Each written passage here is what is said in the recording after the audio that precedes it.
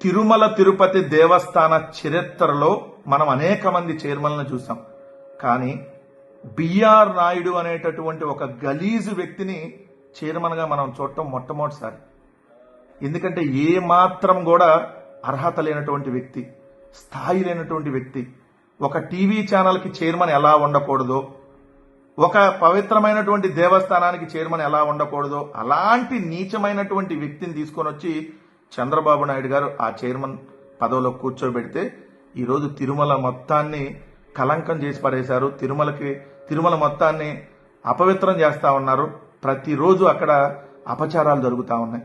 ఇతను చైర్మన్గా వచ్చినప్పటి నుంచి జరుగుతున్నటువంటి అనేక అపచారాలు.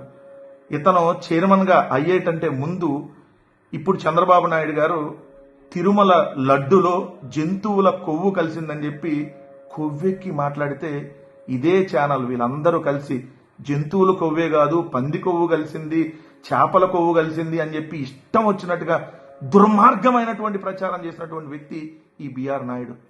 అర్ధరాత్రి బూతు బొమ్మలు, బూతు షోలు, సెక్సీ సాంగులతో మిడ్ నైట్ మసాలా నడిపేటటువంటి ఈ ఛానల్ వ్యక్తిని తీసుకొని వచ్చి పవిత్రమైనటువంటి స్థలం 140 కోట్ల హిందువుల ఆరాధ్య దైవం ఉన్నటువంటి ఆ తిరుమల వెంకన్న స్వామికి చైర్మన్గా నియమించడం అంటే ఇంతకంటే దారుణం ఇంకేమైనా ఉంటుందా?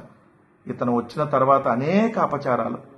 పైన కొండ మీద బెల్ట్ షాపును పట్టుకోవటం, పైన కొండ మీద కోడిగుడ్డు బిర్యానీ, పైన కొండ మీద ఏదైతే అన్యమత ప్రచారాలకు సంబంధించినటువంటి రింగుల్ని అమ్మటం, ఈ గోవులు చనిపోవటం.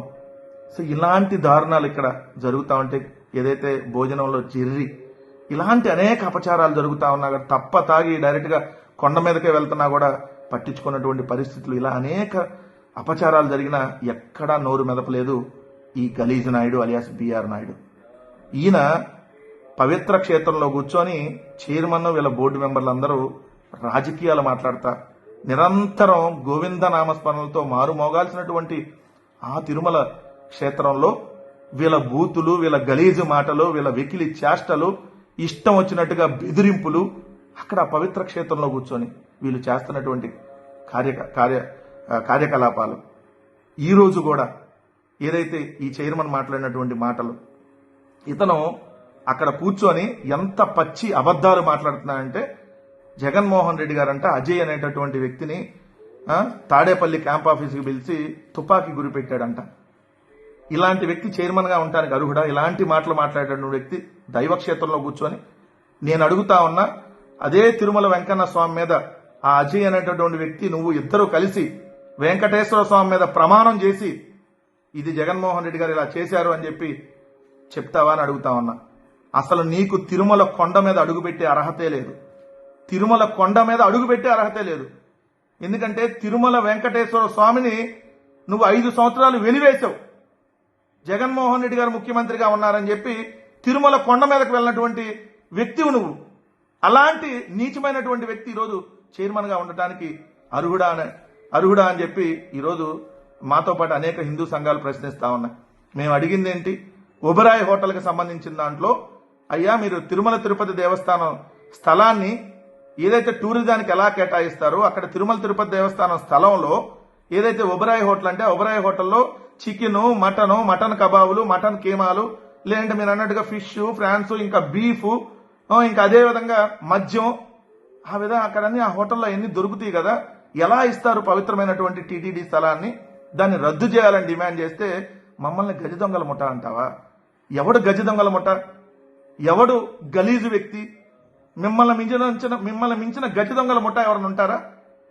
మీరు ఏదైతే ఎవరెవరిని బెదిరించి ఏ విధంగా మీరు తుపాకీలు పెట్టిన సంగతి మర్చిపోయారా? మీరు న్యూజన్ హైలార్డ్తో పేరుతో ఏదైతే అరిచేతిలో కూడా జుట్టు మొలిపిస్తానని చెప్పి అనేక మందిని మోసం చేసిన ఓ గలీజు బిఆర్ నాయుడా, నువ్వు వైఎస్ఆర్ కాంగ్రెస్ పార్టీ నాయకుల గురించి కానీ జగన్మోహన్ రెడ్డి గారి గురించి కానీ మాట్లాడే అర్హత నీకుందా? నీలాంటి వ్యక్తి అసలు కొండ మీద అడుగుపెట్టే అర్హతే లేదు. నువ్వు ఈరోజు మా గురించి మాట్లాడుతూ ఉన్నావు. సిబిఐ ఎంక్వైరీ అడిగితే ఎందుకు తోక ముడిచి పారిపోతున్నావు? ఎంటైర్ 2014 నుంచి ఇప్పుడు 2025 ఇప్పటి వరకు ఆగస్టు వరకు జరిగినటువంటి ప్రతి అంశం మీద టీటీడీలో సిబిఐ ఎంక్వైరీకి మేము సిద్ధం. మీరు సిద్ధమా? ఎందుకంటే మీ లెక్కల బొక్కలన్నీ బయటకు వస్తాయి కాబట్టి, మీరు దోచుకున్న సొమ్మంతా బయటకు వస్తాయి కాబట్టి, టిక్కెట్ల ముసుగులో మీరు సాగిస్తున్నటువంటి దంద, జూబ్లీ హిల్స్ క్లబ్ వేదికగా మీ ఇద్దరు కొడుకుల్ని పెట్టుకొని ఉత్తర భారతదేశం దక్షిణ భారతదేశం అని చెప్పి చెరొకటి ఇద్దరికి డివైడ్ చేసి వివిఐపీల దర్శనాల పేరుతో మీరు సాగిస్తున్నటువంటి దంద, దాన్ని అడ్డం పెట్టుకొని మీరు చేస్తున్నటువంటి వ్యాపారం, దీని మీద సిబిఐ ఎంక్వైరీకి సిద్ధమా అని అడుగుతా ఉన్నాం. విఐపి టికెట్ల పేరుతో మీరు అమ్ముకుంటున్నటువంటి బ్లాక్ టికెట్ల దంద, ఎస్, దాని మీద చర్చకి కాదు, సిబిఐ ఎంక్వైరీకి నువ్వు సిద్ధమా? లేదంటే తిరుమల వెంకటేశ్వర స్వామి మీద నువ్వు ప్రమాణం చేసి మీ ఇద్దరు కొడుకుల్ని మీ కుటుంబం అంతా తీసుకొని వచ్చి ప్రమాణం చేసి తిరుమల ఏదైతే వెంకటేశ్వర స్వామిని అడ్డం పెట్టుకొని మేము ఎటువంటి వ్యాపారాలు చేయటం లేదు అని చెప్పి నువ్వు ప్రమాణానికి సిద్ధమా? మేము అడుగుతా ఉన్నాం. మేము ఏ తప్పు చేయలేదు కాబట్టి దేనికైనా మేము ఏ ఎంక్వైరీకైనా సిద్ధమని మేము అంటున్నాం. నువ్వు ఈరోజు మాట్లాడుతా ఇష్టం వచ్చినట్టు నోటికి ఏదొస్తే అది, అక్కడ పవిత్ర క్షేత్రంలో కూర్చొని ఇష్టం వచ్చినట్టుగా వెకిలి మాటలు, బెదిరింపులు, వార్నింగ్లు, నీ ఉడతూపులకి ఇక్కడ ఎవడో భయపడ్డు బిఆర్ నాయుడు. ఏదైతే నువ్వు చంద్రబాబు నాయుడు ఇద్దరు కలిసి, ఇద్దరు చిత్తూరు నాయుడు బ్రదర్స్ ఇద్దరు కలిసి తిరుమల దేవస్థానాన్ని పూర్తిగా అపవిత్రం చేసి పడేశారు, పూర్తిగా భ్రష్టు పట్టించేస్తా ఉన్నారు.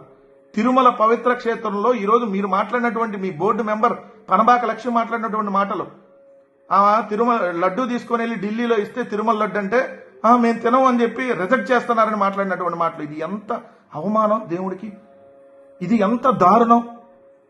140 కోట్ల మంది హిందువుల మనోభావాలను మీరు దెబ్బతింటమే కదా. మరి ఇటువంటి వ్యక్తులకి ఈరోజు మీకు అక్కడ చైర్మన్గా కూర్చునే అర్హత ఉందా? 6గురిని చంపారా మీరు వచ్చిన తర్వాత? కనీసం మనిషిలాగా వ్యవహరించావు నువ్వు, మనిషిలాగా మానవత్వం లేకుండా ఒక మృగంలాగా వ్యవహరించావు నువ్వు.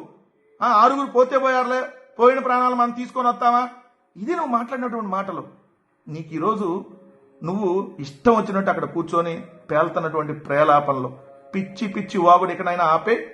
చంద్రబాబు నాయుడు గారు, మీకు కూడా వైఎస్ఆర్ కాంగ్రెస్ పార్టీ తరఫున హెచ్చరిక చేస్తా ఉన్నాం. మీరు తక్షణం బిఆర్ నాయుడిని ఆ పదవి నుంచి తప్పించకపోతే ఖచ్చితంగా ఆ పాపం మీరు చేసిందే పెద్ద పాపం, ఇంకా ఆ పాపాన్ని ఇంకా అక్కడ కంటిన్యూ చేస్తే ఖచ్చితంగా వెంకటేశ్వర స్వామి శిక్షకి మీరు అనుభవించాల్సి తప్పనటువంటి పరిస్థితి ఏర్పడుతుంది. ఇప్పటికైనా ఇక్కడ ఆ టీటీడీ చైర్మన్ గా ఆ బిఆర్ నాయుడిని తప్పిస్తే తిరుమల పుణ్యక్షేత్రం పవిత్రత పెరుగుతుందని చెప్పి ఈరోజు అందరూ డిమాండ్ చేస్తా ఉన్నారు. హిందూ సంఘాలు కూడా ఈరోజు ఖచ్చితంగా డిమాండ్ చేస్తా ఉన్నాయి. బిఆర్ నాయుడు అనేటటువంటి వ్యక్తి ఇక్కడి నుంచి పోతే, ఈ టీటీడీ చైర్మన్ పదవి నుంచి వైదొలిగితే అప్పుడు తిరుమల పవిత్రతని కాపాడేటటువంటి అవకాశం ఉంటుందని చెప్పి ఈరోజు ప్రతి ఒక్కళ్ళు మాట్లాడుతూ ఉన్నారు. కాబట్టి ఖచ్చితంగా ఆ విధంగా జరగాలని చెప్పి డిమాండ్ చేస్తా ఉన్నాం.